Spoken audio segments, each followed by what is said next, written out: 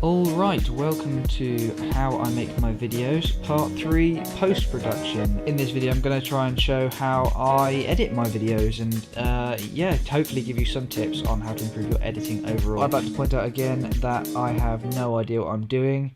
So first of all I'm going to select the part of the vlog I want to use. Cool, so I'm going to leave my glasses on for this one anyway. This is me introducing it, that was me pressing space as well to start and stop. I'm just going to press, and this is a custom shortcut, I'm going to press Q, which just effectively, it cuts the clip to the point where the cursor is, so, well not the cursor, the red bar, whatever that is called. So I press Q again, there it goes, it's gone like that. I'll do that one more time so it's in line with the audio, and... I don't actually know what it is. Cool. Just like that, and again I'll do the same with the end, and the opposite short key I've chosen is W. These are all around there. These are all self-introduced keys I've added to the system. So typically I use jump cuts in my videos, particularly vlogs. That's just because I always seem to find there's so many pauses. Okay, with the audio file I'm going to tweak the settings. With things like this, I always, with sound, I always advise applying effects you're going to add to it before you start editing, only because then you don't have to copy and paste the effect every single time. So I've got a default setting for my audio to make it sound crispy cleanse, and it is a limiter with the logic option, and this is what it looks like. Pause the video and copy it if you want. I don't really care. It's plus 60.5 to that. I don't know what it actually means, I'll be honest. I just copied it off the internet. Some guy said, try this, and I was like, yeah, that's pretty cool. I don't actually know what it is about New Zealand. And that's what it sounds like, much better. Now I'm going to go through and get rid of some of these long pauses, because they're a bit too long, in my opinion. So that was Command B to cut there, and I'll do the same on this clip here. And then I can drag the file here to get to a point where these two wavelengths are much closer together, so I know that the sound doesn't have any gaps. About New Zealand, so it's not about New Zealand madly smooth. I love so much.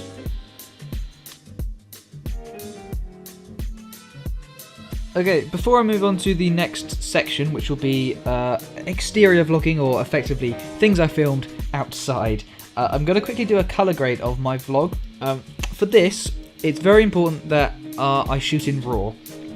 Now, my camera doesn't support RAW unless I download software called Magic Lantern, which I might do in the future. It's not, you know, supposedly it voids the warranty, and as I have no money to buy a new camera if it breaks, I don't want to risk it right away. So I'm shooting RAW by, I've downloaded Picture Style or Cine Style from Technicolor, which is free download on the Technicolor website. Just Google Technicolor, Picture Style, Cine Style if you're interested, and it's great, it works amazingly. You install it directly to your camera, and what it does is it effectively is as close to RAW as you can get without literally shooting RAW.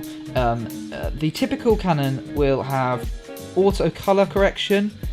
This is not how you color grade at all, but yeah, it messes around with the color quite a lot, and here this is what a typical Canon would shoot, but RAW saturates the image so much that it allows you yourself to control what amount of color you put in, color grading.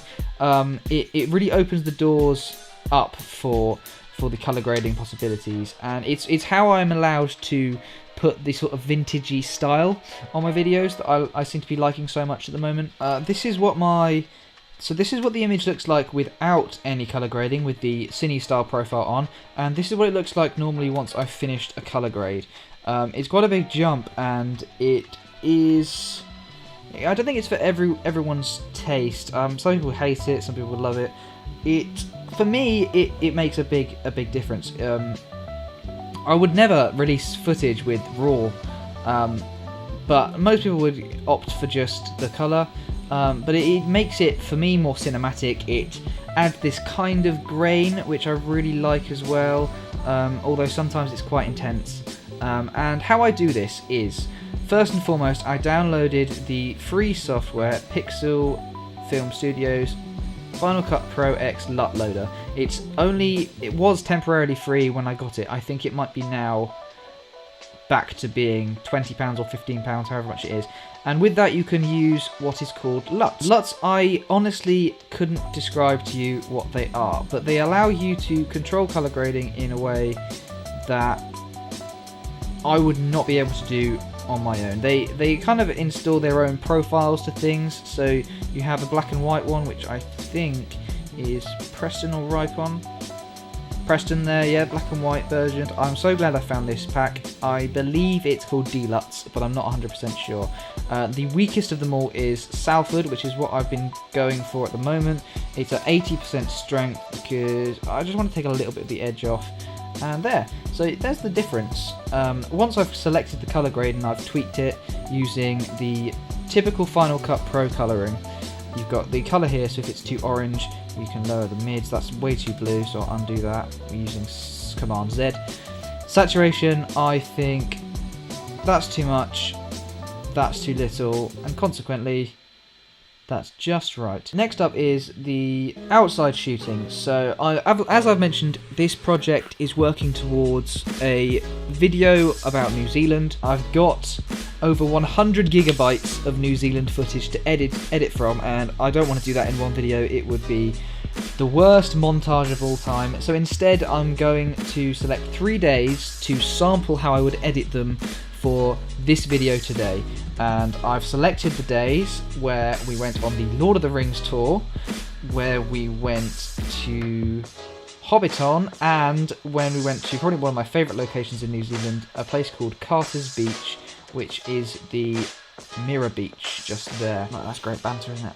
Good night, cool, okay, so there's a selection of clips. Now I have to select music. I already know exactly what song I'm going to use, and that is by one of my favourite SoundCloud composers that I've ever had the pleasure to use their music. It's incredible how generous SoundCloud musicians are. They're honestly some of the nicest people you ever meet, and probably one of the nicest I have had the delight to work with is August Soren. Here is his SoundCloud profile. He has just the most beautiful music ever. He's also doing daily sound journals on his second account, which I believe, yep. I don't know how to use SoundCloud, so I haven't listened to this one, so that's something for later. They are gorgeous. I've used this one in a video already, and I've used so many of his songs. If I ever want to have some sort of introspective or what I consider important moment in a video, the first place I go is August Soren. And this is the song I'm going to use.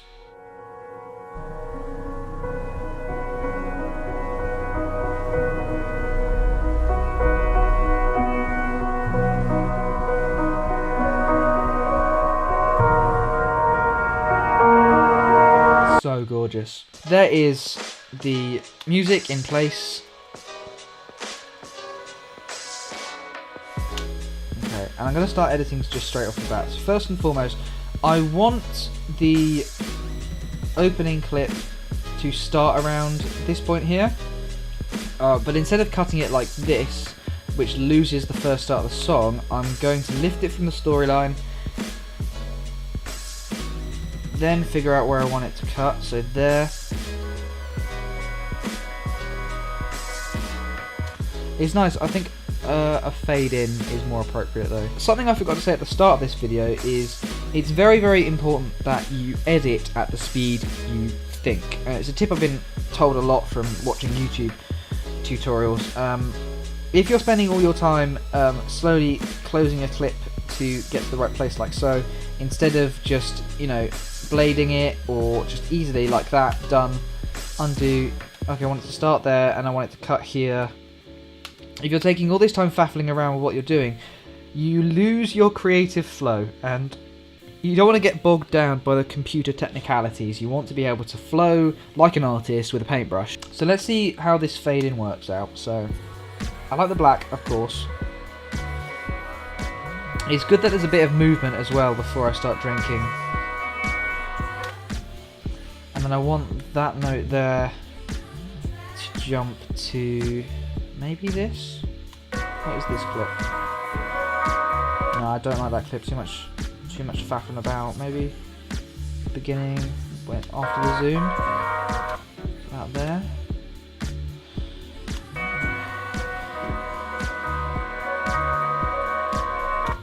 And it's probably quite clear that I edit to the cuts in the music. So if we're going just quickly,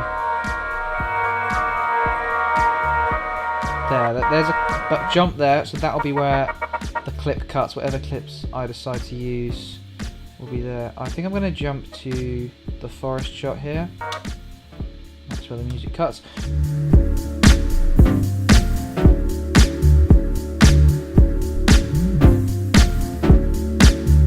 I will quickly show the color grade process. So this is an indoor clip and an outdoor clip, so I can't just copy and paste the color directly from it.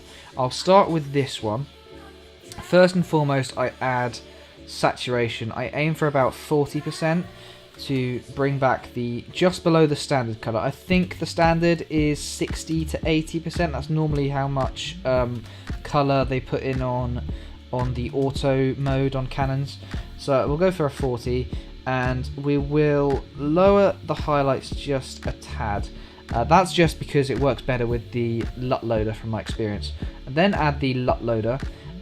Typically you should correct the colour if there's any mistakes. I think that looks fine. It's all quite blue. It's kind of hard to see these guys off in the distance anyway, so you don't have to worry about making sure the skin cones are corrected in this situation. And then I choose what LUT I want to use. So this one's too bright. This one is too blue. This one here is nice, I think that's nice. I might boost the colour just a little bit and maybe put winch on. No, it's too bad. So yeah, this is just part of the playing around process, making sure you try out different LUTs. Okay, once the colours look fine, I then add the sharpness because the picture style also removes sharpening. That's up there. And anything between 2 and 3 normally corrects it just right. That's essentially how I do it. The last thing I will do is put on black bars. Now, there are two ways you can add these black bars. This is, when I say black bars, I mean aspect ratio. That's the technical term for it. Letterbox, I believe it's called. There's the effect. You can add letterbox as an effect, and as you see, it's already starting to do it. However, if, like me, you want to tweak the clip slightly, you want to make it wider, you can see that this is no longer flat because the clip adds directly to the twisted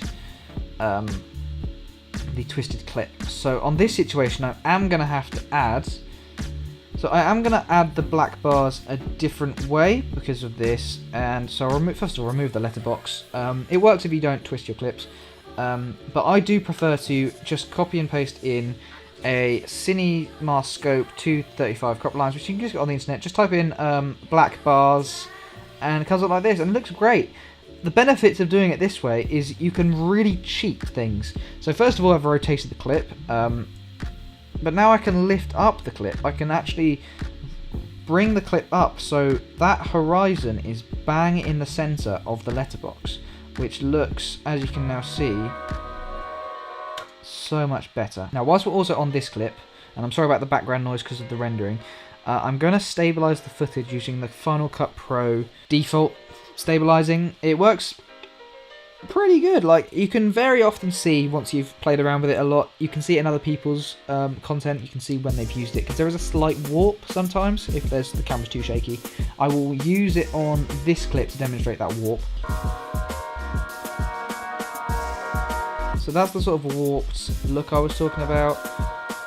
It's really bad. But the thing I've noticed most of all is when you do stabilize something that is just too shaky to stabilize, instead of getting the option you get on this one, which is the automatic method and smoothing, just like 1 bar, and you sometimes get that tripod mode as well, you get 3 bars. You get rotation smooth, scale smooth, translation smooth, and you do get other options such as smooth cam, which typically does a better job. I'm not going to use that because it's going to take it forever to render. So instead of using that, I'm going to use no stabilization at all, which, yes, is very shaky, but it's kind of nice. Like, maybe I'm wrong. Maybe I'm thinking it's nice and I'm just kind of going with the flow because I want it to work. But I honestly feel like it's a nice shaky handheld shot. You know, it's not Blair Witch shaky cam, it's kind of like nostalgic Super 8 shaky cam. Okay, so that's just a small insight on the editing process I go through. I'm just trying to talk about what I'm thinking about, how I'm portraying stuff. The original plan for this video was to start with a talking segment and then go into this montage about my travel in New Zealand, my travelling in New Zealand. And then it would end with a sitting at home vlog segment, which I didn't film because I thought, And whilst going through the 100 gigabytes of footage I filmed for New Zealand, I did find myself sitting in a camper van talking about something quite personal, and I feel like that would be a nice way to end the video. Not this video, the video I'm making, just to clarify. So, okay, what I'm going to do now is I'm going to play around with these clips I've got here and just make a very, very short segment to put on the end of this video to show the kind of final product. And then I'll be releasing the full version of this video I've been planning across these 3 episodes. I will be dropping that probably Sunday, so I have a day to edit it and go through.